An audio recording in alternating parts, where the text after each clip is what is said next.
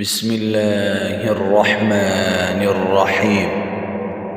يا أيها الذين آمنوا لا تقدموا بين يدي الله ورسوله واتقوا الله إن الله سميع عليم. يا أيها الذين آمنوا لا ترفعوا أصواتكم فوق صوت النبي ولا تجهروا له بالقول كجهر بعضكم لبعض أن تحبط أعمالكم وأنتم لا تشعرون. إن الذين يغضون أصواتهم عند رسول الله أولئك الذين امتحن الله قلوبهم للتقوى لهم مغفرة وأجر عظيم. إن الذين ينادونك من وراء الحجرات أكثرهم لا يعقلون. ولو أنهم صبروا حتى تخرج إليهم لكان خيرا لهم والله غفور رحيم. يا أيها الذين آمنوا إن جاءكم فاسق بنبأ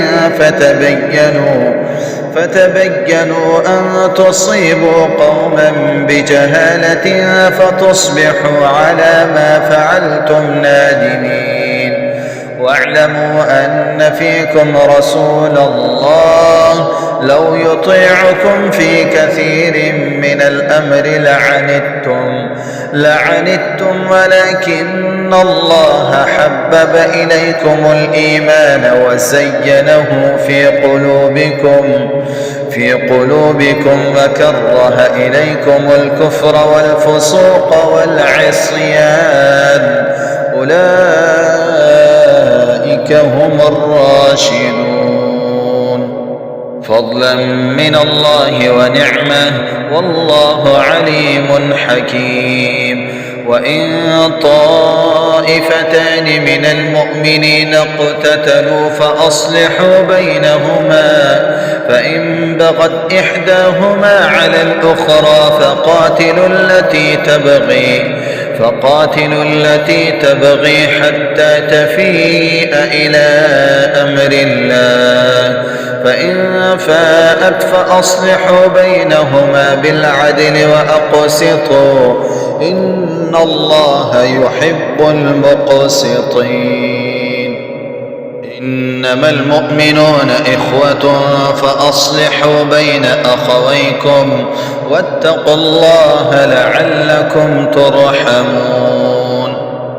يا أيها الذين آمنوا لا يسخر قوم من قوم عسى أن يكونوا خيرا منهم ولا نساء من نساء عسى أن يكن خيرا منهن ولا تلمسوا أنفسكم ولا تنابسوا بالألقاب بئس الاسم الفسوق بعد الإيمان ومن لم يتب فأولئك هم الظالمون.